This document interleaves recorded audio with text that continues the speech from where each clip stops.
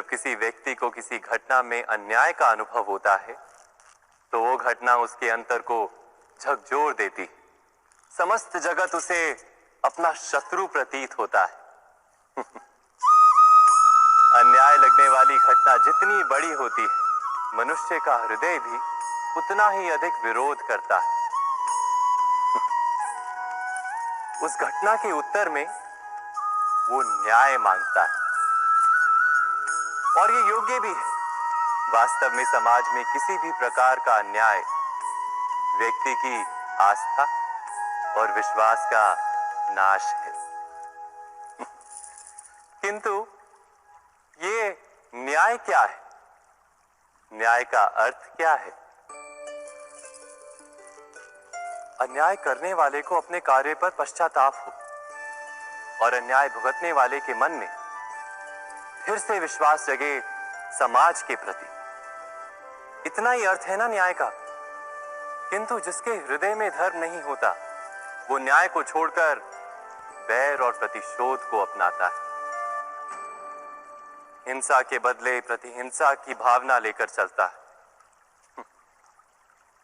स्वयं भोगे हुई पीड़ा से कहीं अधिक पीड़ा देने का प्रयत्न करता है और इस मार्ग पर चलते अन्याय को भुगतने वाला स्वयं अन्याय करने लगता है। शीघ्र ही वो अपराधी बन जाता है।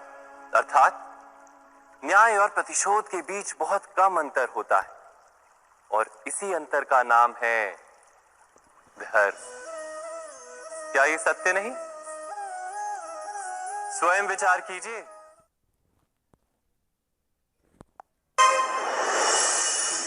दो व्यक्ति जब निकट आते हैं तो एक दूसरे के लिए सीमाएं और मर्यादाएं निर्मित करने का प्रयत्न अवश्य करते हैं।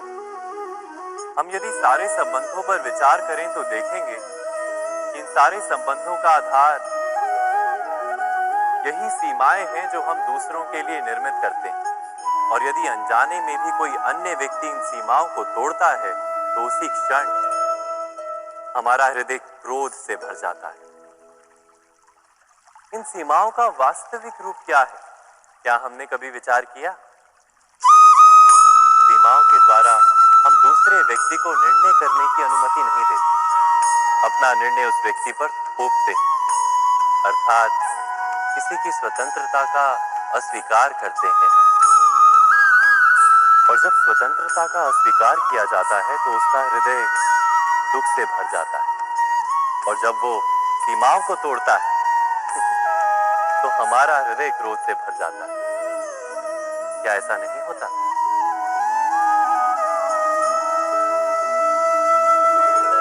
पर यदि एक दूसरे की स्वतंत्रता का सम्मान किया जाए तो किसी मर्यादाओं या सीमाओं की आवश्यकता ही नहीं होती।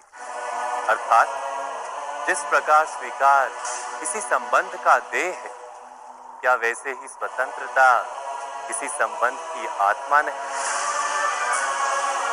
स्वयं विचार की।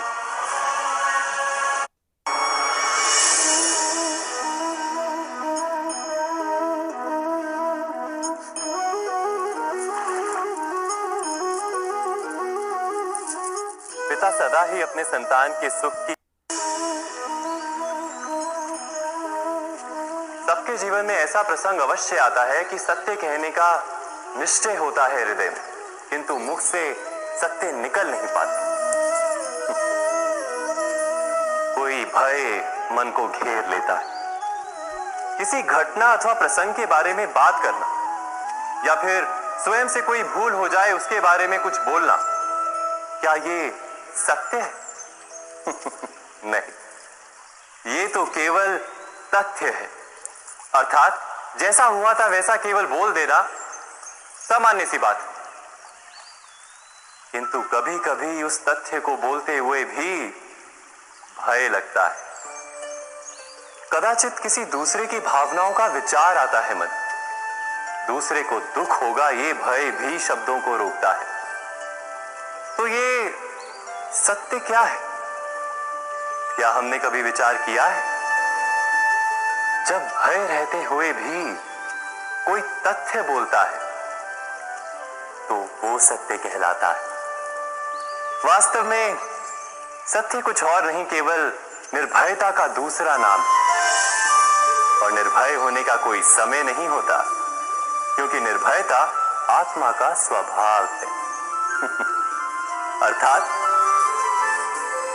क्या प्रत्येक क्षण सत्य बोलने का क्षण नहीं होता?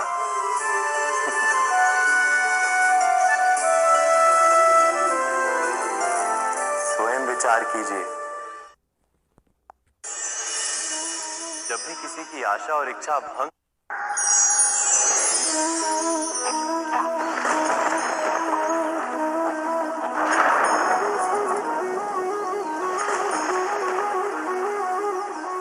सपनों और पूर्वाभासों के आधार पर व्यक्ति को जब उसके अपराध का दंड मिलता है, तब कभी कभी उस न्याय को देखकर मन कचोटता है। प्रश्न उठता है हृदय में कि जब वो अपराध हुआ था तब व्यक्ति भिन्न था। उसके पश्चात उसने इतने पश्चाताप किए, स्वयं में इतना परिवर्तन किया, फिर उसे दंड क्यों मिले? पर जहां आघात होता है वहां प्रत्याघात भी होता है। जैसा कर्म वैसा फल। यदि किसी को प्रेम दोगे तो सुख प्राप्त होगा, यदि किसी की हत्या करोगे तो मृत्यु दंड मिलेगा। जैसा कार्य वैसा ही न्याय। तो फिर प्रायश्चित और पश्चाताप का कोई मूल्य नहीं है? अवश्य है मूल्य। प्रायश्चित और पश्चाताप मनुष्य की आत्मा को बलवान करता है। आने वाले दंड को स्वीकार करने के लिए मनुष्य को तैयार करता है। अर्थात बिना प्रायश्चित के दंड स्वीकार करने का कोई मूल्य है? स्वयं विचार कीजिए।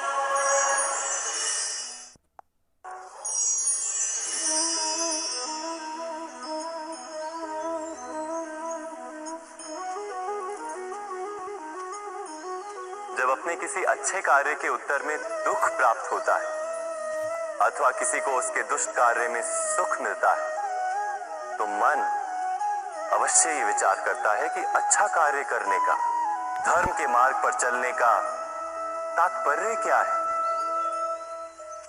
पर दुष्ट आत्मा को क्या प्राप्त होता है ये भी देखिए। दुष्टता करने वाला हृदय सदा चंचल रहता है, अकुलाता रहता है। मन में सदा नए नए संघर्ष उत्पन्न होते हैं। अविश्वास उसे जीवन भर दौड़ाता है। क्या ये सुख? जबकि धर्म पे चलने वाले, अच्छा कार्य करने वाले, सत चरित्र व्यक्ति का हृदय शांत रहता है। परिस्थितियां उसके जीवन के सुख में बाधा नहीं बनती। समाज में सम्मान और मन में संतोष रहता है सदा। अर्थात अच्छा बर्ताव भविष्य में किसी सुख का मार्ग नहीं। अच्छा बर्ताव स्वयं सुख, अथवा बुरा बर्ताव भविष्य में किसी दुख का मार्ग नहीं। अधर्म उसी क्षण दुख उत्पन्न करता है। धर्म से सुख नहीं, धर्म स्वयं सुख।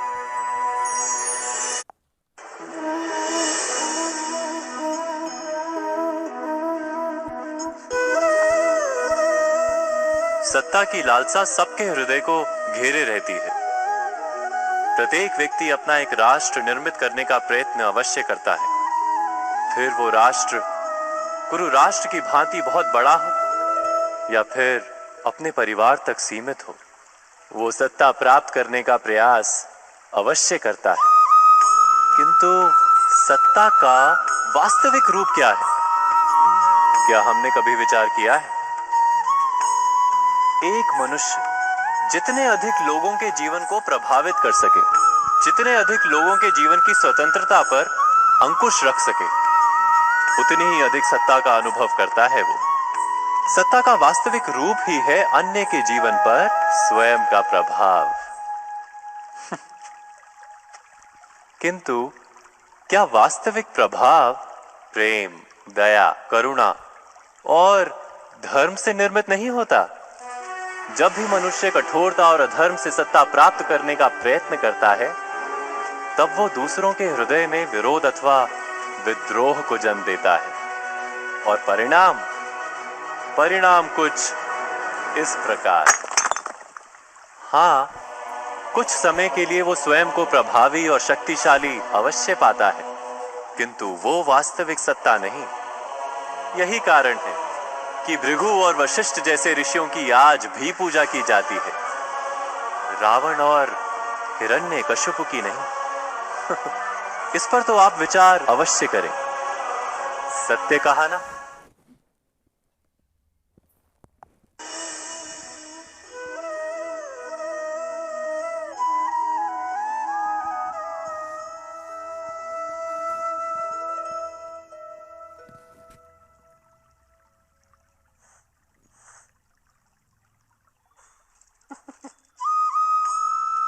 जीवन में आने वाले संघर्षों के लिए जब मनुष्य स्वयं को योग्य नहीं मानता, जब उसे अपने ही बल पर विश्वास नहीं रहता, तब वो सद्गुणों को त्याग कर दुर्गुणों को अपनाता है। वस्तुतः मनुष्य के जीवन में दुर्जनता जन्म ही तब लेती है जब उसके अंतर में आत्मविश्वास नहीं होता। आत्मविश्वास ही अच्छाई को धारण करता है। ये आत्मविश्वास है क्या?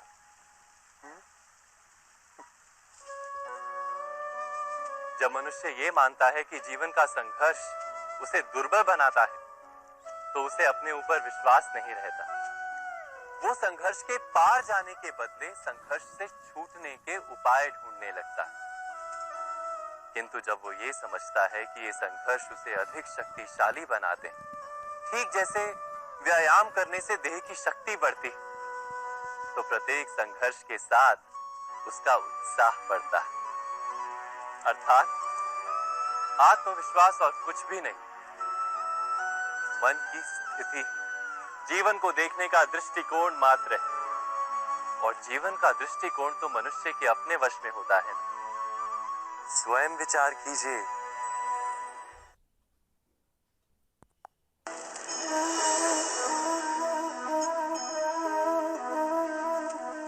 मनुष्य का स्वभाव है कि वो स्वयं को, अपने परिवार को, अपनी संतानों को अधिकतम सुख प्राप्त हो ऐसी इच्छा रखता है। इसी कारण से हम सदा श्रम और कष्ट से अंतर रखते हैं, विश्राम और सुविधाओं को बढ़ाने का प्रयास करते हैं। स्वयं अपने जीवन का विचार कीजिए।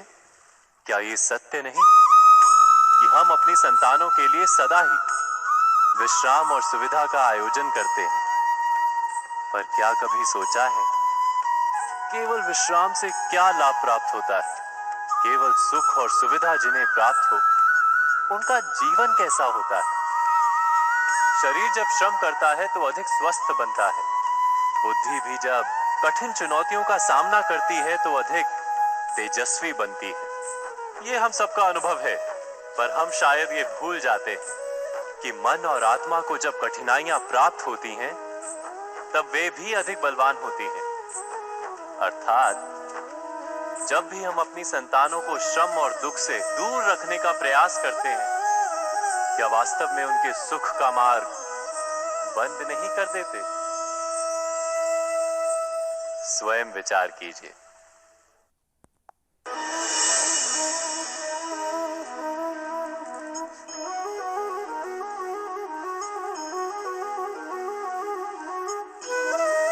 ज्ञान प्राप्ति सदा ही समर्पण से होती है, ये हम सब जानते हैं। किंतु समर्पण का वास्तविक महत्व क्या है? क्या हमने कभी विचार किया? मनुष्य का मन सदा ही ज्ञान प्राप्ति में विभिन्न बाधाओं को उत्पन्न करता है। कभी किसी अन्य विद्यार्थी से ईर्ष्या हो जाती है, कभी पढ़ाए हुए पाठों पर संदेह जन्मता है, और कभी गुरु द्वारा दिया गया दंड मन को अहंकार से भर देता है। नहीं, क्या ऐसा नहीं होता? न जाने कैसे कैसे विचार मन को भटकाते हैं, और मन की इसी अयोग्य स्थिति के कारण हम ज्ञान प्राप्त नहीं कर पाते। मन की योग्य स्थिति केवल समर्पण से निर्मित होती है।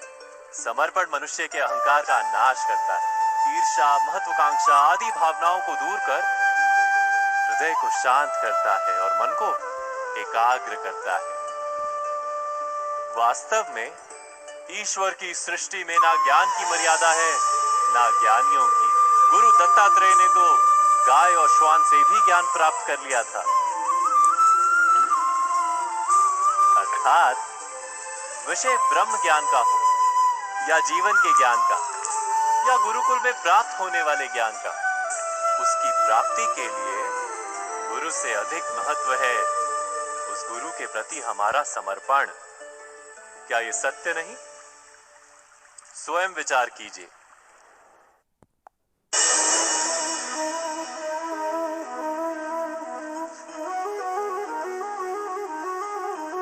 एक ही गुरु के पास शिक्षा प्राप्त करने वाले सारे शिष्य एक समान विद्या प्राप्त नहीं कर पाते। सारे शिष्य गुरु की बातें सुनते हुए अवश्य दिखाई देते हैं, उनकी पूजा करते हुए दिखाई देते हैं, किंतु एक समान विद्या प्राप्त नहीं कर पाते। क्या कभी विचार किया है ऐसा क्यों होता है? सत्य तो यह है कि विद्या प्राप्त ना कर पाने वाले शिष्य समर्पण का दिखावा तो करते हैं, किंतु समर्पण का वास्तविक अर्थ नहीं समझ पाते। गुरु के चरणों में फूल चढ़ाने से अथवा गुरु का आदेश मानने मात्र से क्या समर्पण सिद्ध होता है? नहीं। समर्पण का वास्तविक अर्थ है जब गुरु के प्रति मन में कोई संदेह ना रहे। गुरु के मुख से आदेश निकले उससे पूर्व शिष्य उस कार्य को पूरा कर दे। गुरु के विचारों के साथ शिष्य के विचार एक हो जाए। शिष्य जब तक अपने गुरु में ब्रह्मा विष्णु महेश इनके रूप ना देख ले, तब तक उसका समर्पण सत्य नहीं। वास्तव में समर्पण किसी कार्य का नाम नहीं। समर्पण तो हृदय की भावना और मन की स्थिति का नाम है।